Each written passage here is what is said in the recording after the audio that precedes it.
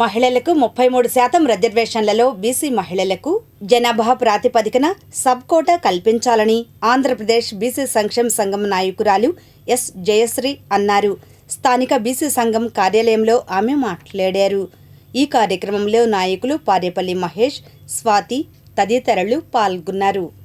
ఇప్పుడు జరుగుతున్న పార్లమెంటు సమావేశాల్లో ఇంకొకసారి మహిళా బిల్లును ప్రవేశపెడతారని తెలిసింది.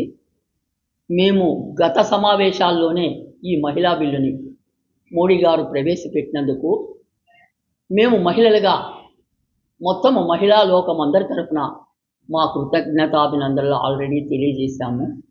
కాకపోతే ఆ రోజు కూడా మేము కొంచెం కినుక వహిస్తున్నామంటూ చెప్పాము. ఎందుకంటే ఆ మహిళా బిల్లు 33% పెడితే అందులో మాకు సబ్ కోటా బీసీలకు మా వాటా తెలియజేయకోకుండా పెడితే చారిత్రాత్మక తప్పిదం చేసిన వాళ్ళు అవుతారు అని మేము ఘోషిల్లి చెప్తున్నాము. బీసీలమందరము రాష్ట్రంలో 60% ఉన్న బీసీలము మాకు అన్యాయం చేయబడుతుంది. ఇంకొకసారి ఆల్రెడీ మేము బడుగు బలహీన వర్గాలుగా అగ్రవర్ణాల వారి కంటే 20 సంవత్సరాలు వెనకబడి ఉన్నాము. అన్ని రంగాలలో వెనకబడి ఉన్నాము.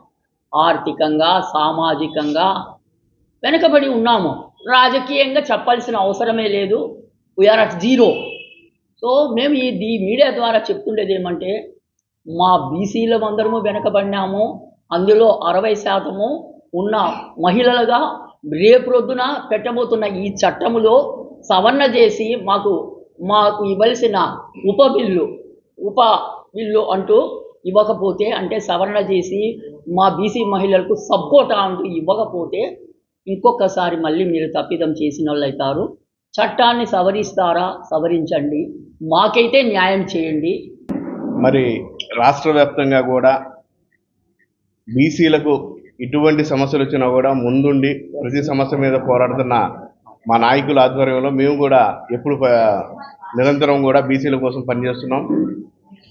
ముఖ్యంగా ఈరోజు సమావేశం బీసీ మహిళా రిజర్వేషన్ బిల్లు పార్లమెంటులో ఏదైతే ప్రవేశపెట్టబోతున్నారో ఆ బిల్లులో మా వాటా ఎంత, బీసీ మహిళల వాటా ఎంత, అది తేల్చి ప్రవేశపెట్టాలనేది మా బీసీ సంక్షేమ సంఘం మా నాయకురాలు జయశ్రీ గారి నాయకత్వంలో మేము అనేక ధర్నాలు, నిరాహార దీక్షలు చేయడం జరిగింది. మా వాటా తేల్చకుండా పార్లమెంటులో ప్రవేశపెట్టితే మరలా కూడా మేము రాష్ట్ర వ్యాప్తంగా, దేశ వ్యాప్తంగా కూడా బీసీ సంక్షేమ సంఘాలు నిరంతరం పోరాడి మేము ఏదైతే బీసీ ప్రధాని నరేంద్ర మోడీ గారు మా బీసీలకు న్యాయం చేస్తారనుకున్నామో మా అనుకున్న వ్యక్తి మాకు అన్యాయం చేస్తున్నాడు. బీసీలకు న్యాయం చేయని ప్రధాని నిజంగా కూడా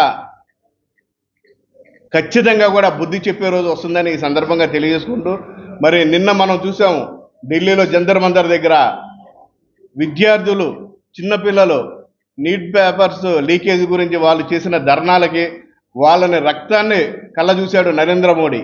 ఎంత దుర్మార్గం, ఎంత దారుణం.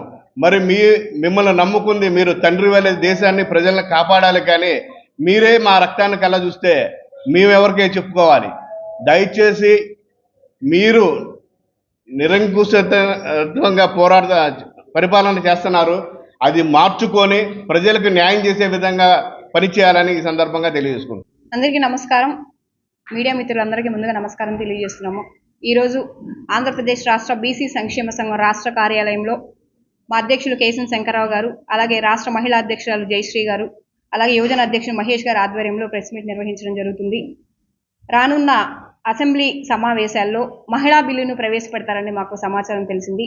అందులో 33% రిజర్వేషన్ ఇస్తామంటున్నారు, కానీ మా బీసీలకు ఉపకోట ఎంతో ఇంకా తేల్చకుండా దాన్ని నిమ్మకు నీరెత్తినట్టు పక్కన పెట్టడం మాకెంతో బాధాకరమైన విషయం. ఈ సందర్భంగా రాష్ట్ర ముఖ్యమంత్రి వర్యులు చంద్రబాబు నాయుడు గారికి, అలాగే ఐటీ మినిస్టర్ లోకేష్ గారికి మేము ఒకటి తెలియజేస్తున్నాము.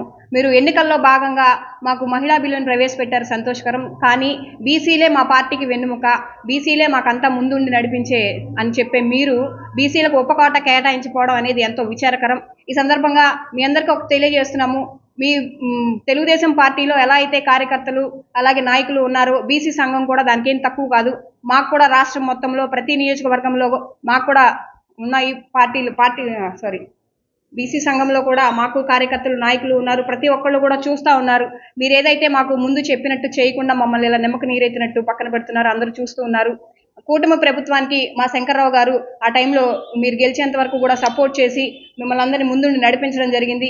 ఈసారి కనుక ఈ బిల్లు కనుక ప్రవేశపెట్టకుండా మా బీసీలకు అన్యాయం చేస్తే ఈసారి ఖచ్చితంగా బుద్ధి చెప్పే అవకాశం ఉంటుందని మీ అందరికీ తెలియజేస్తున్నాము. అదేవిధంగా 27వ తారీఖు ప్రతి జిల్లాలో కలెక్టరేట్లకు వెళ్ళి మేమందరం మళ్ళీ ఈ విషయంగా మెమరాండంగా మీకు తెలియజేస్తున్నాము. మీరు స్పందించి మాకు న్యాయం చేస్తారని ఈ సందర్భంగా తెలియజేస్తున్నాము.